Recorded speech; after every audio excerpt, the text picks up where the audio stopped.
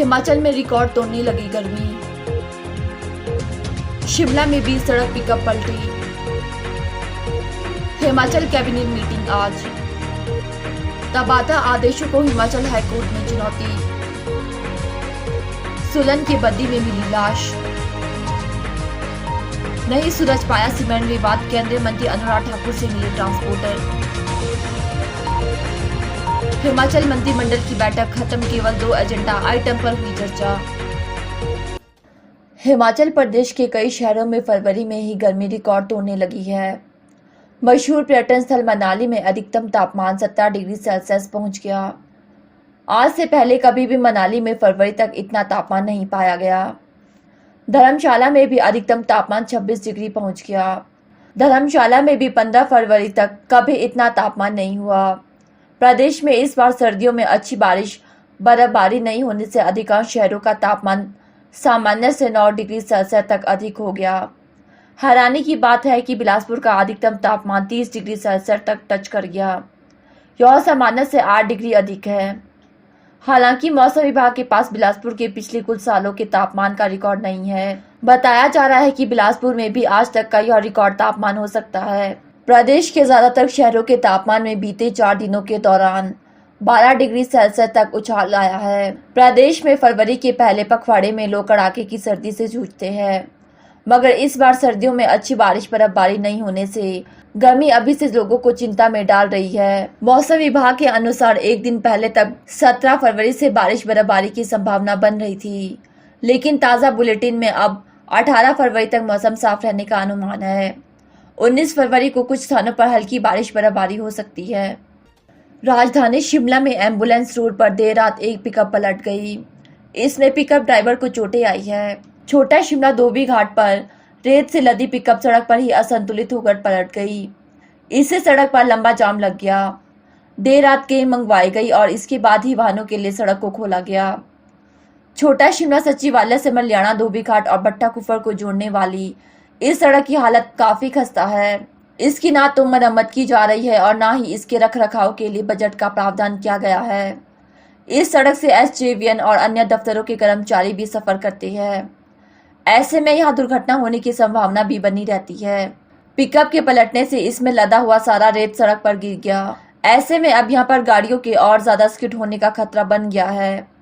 स्थानीय लोगों ने इस सड़क की जल्द से जल्द मरम्मत करने की मांग उठाई है। हिमाचल प्रदेश के सुखविंदर सिंह सुक्खू सरकार की दूसरी कैबिनेट मीटिंग आज सचिवालय में होगी।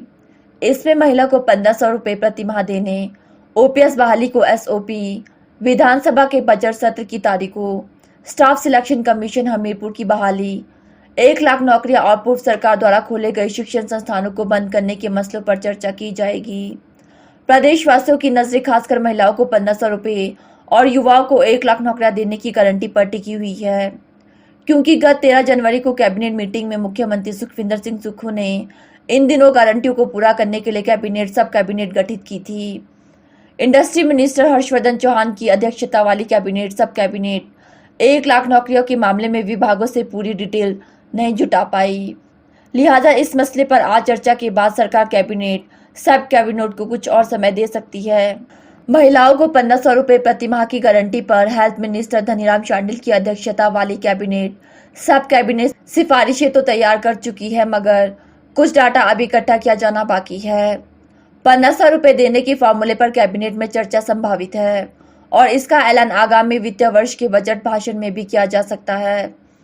कैबिनेट मीटिंग में आज 380 स्कूल व कॉलेजों को बंद करने या चलाए रखने पर भी अहम फैसला लिया जा सकता है। शिक्षा विभाग ने स्कूलों में स्टूडेंट एनरोलमेंट और स्टाफ की तैनाती की रिपोर्ट तैयार कर ली है, जिसे आज कैबिनेट में चर्चा के लिए रखा जाएगा। इसके आधार पर कम या 0 एनरोलमेंट वाले स्कूल कॉलेज बंद किए जा सकते हैं। हिमाचल सरकार का बजट सत्र तय है। कैबिनेट में बजट सत्र की तारीख तय की जाएगी। इसमें अगले वित्तीय वर्ष 2023 और 2024 का बजट मुख्यमंत्री सुक्खू पेश करेंगे।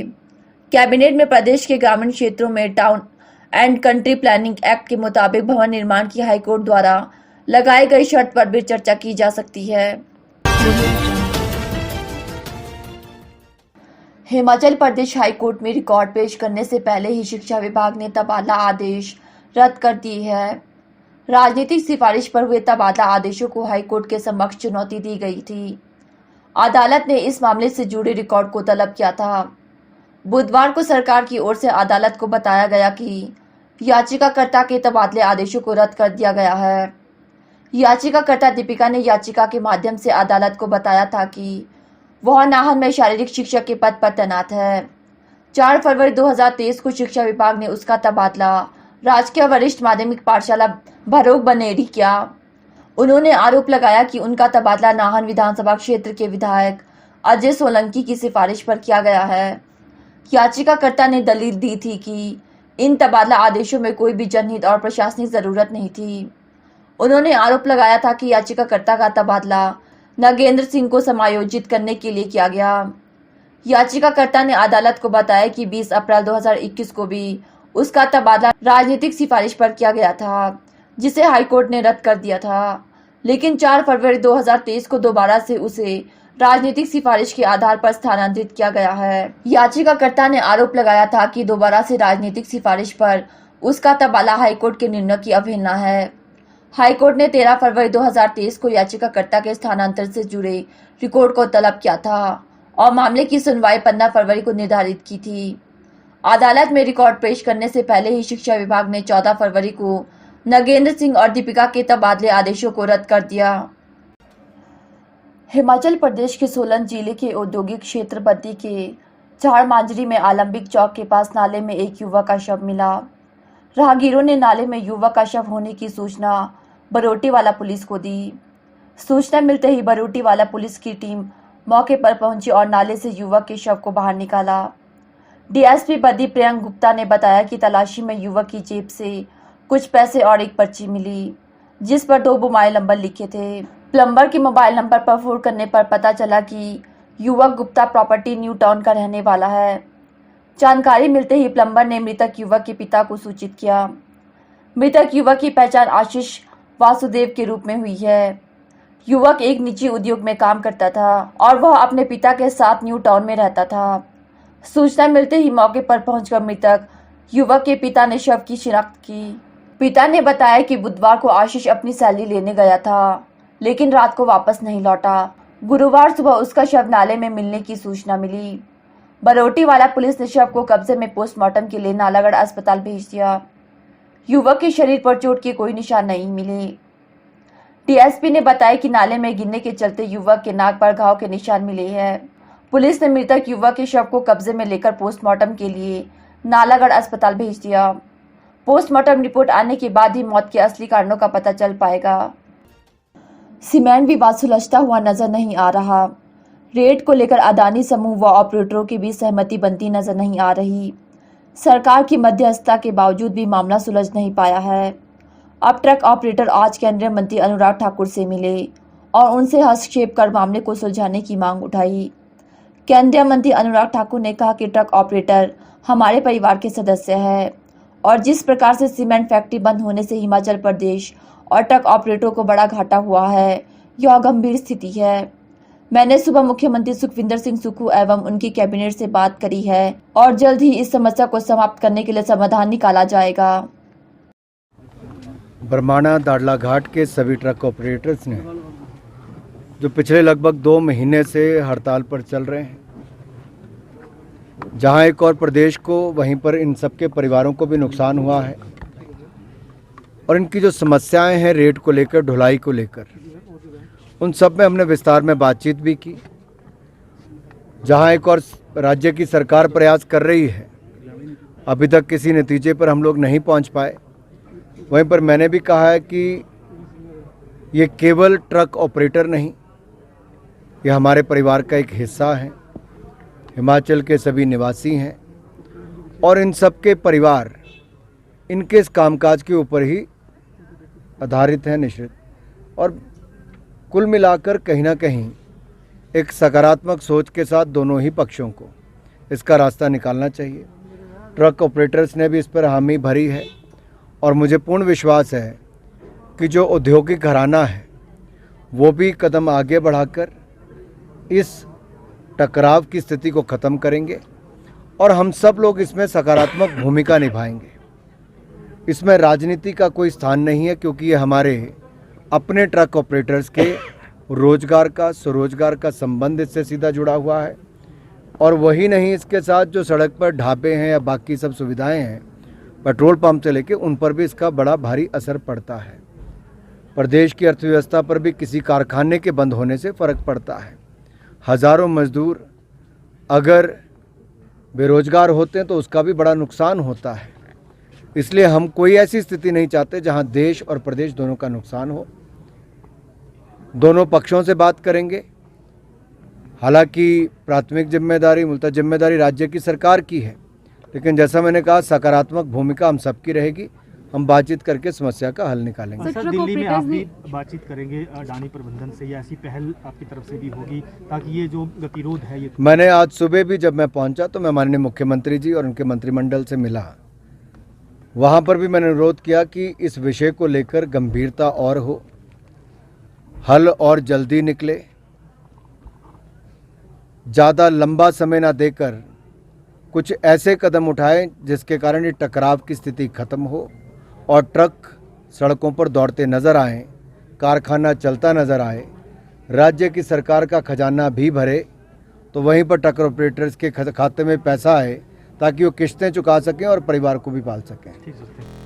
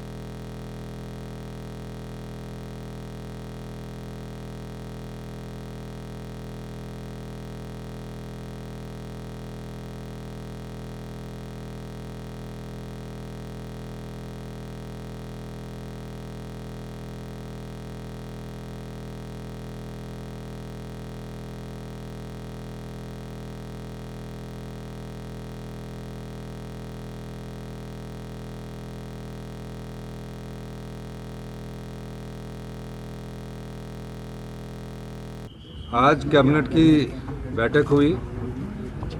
कैबिनेट की बैठक के समय कुछ प्रस्तुतियां सोशल वेलफेयर डिपार्टमेंट ने दी। आपको ज्ञात होगा कि 11 दिसंबर को जब मैंने ओथ ली थी और मुझे बड़ी खुशी है कि मैं वहाँ बालिका आश्रम गया था, उन बच्चों से हमने कुछ सीखा। सीखने के बाद हमने एक योजना लाई और आज उस योजना का अनुमोदन कैबिनेट ने बजट के साथ कर दिया। उन अनाथ बच्चों का जिनका इस समाज में ना माता है ना पिता है, हमने कहा कि सरकार ही उनकी माता है, सरकार ही उनकी पिता है। इस दृष्टिकोण से आज मुख्यमंत्री सुख आश्रय कोष की भी स्थापना की गई और 101 करोड़ रुपए का ये मुख्यमंत्री सुख आश्रय कोष का स्थापना की गई है, जिसमें 3 करोड़ रुपया अभी और भी इकट्ठा हो चुका है और सभी विधायक मिनिस्टर्स ने 1-1 लाख रुपया अपनी सैलरी से दिया है। और 2 जगह हिमाचल प्रदेश में इंटीग्रेटेड इनके लिए हमारा जहाँ स्थान है, जहाँ बच्चे रहेंगे, बूढ़े रहेंगे, कॉम्प्लेक्स बन रहा है, वो सुंदरनगर में और कांगड़ा के ज्वालामुखी में बन रहा है। इनके लिए 80 करोड़ रुपए की योजना को स्वीकृति प्रदान आज कर दी गई है। यानी कि बच्चों के रहने के लिए क्यूबिकल रूम होंगे। जैसा चीफ मिनिस्टर का ऑफिस है उस तरह की सुविधा आने वाले 1 वर्षों में इन 2 संस्थानों पर देखेंगे। मैं धन्यवाद करना चाहता हूं हिमाचल के लोगों का भी। कल एक बच्चा आया हमारे पास, कहा कि मैं भी उनकी सहायता करना चाहता हूं और उसने अपने गुल्लक से तोड़कर 11,000 रुपये का चेक हमें दिया। और इस योजना के माध्यम से समाज के उस वर्ग को, जिस वर्ग की कोई आवाज़ नहीं थी, हिमाचल प्रदेश की सरकार ने दूसरी कैबिनेट बैठक में ये फैसला लेकर उनका जो हक था उसको दिया गया। आज के बाद से ये बच्चे 18 से 27 साल के बच्चों की, कोई अनाथ बच्चों के उसके बाद कोई सूद नहीं लेता था। हमने कहा वो चिल्ड्रन ऑफ द स्टेट बच्चे हैं, सरकार उनका ख्याल रखेगी। उनको मकान बनाने के लिए भी 3 बिस्वे जगह देगी, उनको हर महीने 4,000 रुपये की पॉकेट मनी देंगी। ऐसे 6,000 बच्चे, उसका विस्तृत प्रेस नोट आपके सामने आ रहा है। मैं धन्यवाद करना चाहता हूँ आप सब पत्रकार बंधुओं का भी कि आप लोगों के कुछ लोगों ने हमें इस बारे में सुझाव दिए, उस सुझावों को भी हमने अमली जामा पहनाया है और आज समाज के उन लोगों को हमने हक दिया है। पहला हक हमने सरकार के कर्मचारियों के लिए ओपीएस बहाल करके दिया था और ये कहा था कि सरकारी कर्मचारी जो अधिकारी जिन्होंने हिमाचल प्रदेश में विकास की गाथा लिखी है, पहली कैबिनेट को 13 जनवरी को हमने उन्हें बजट के साथ ये हक दिया। और दूसरा हक समाज के उन अनाथ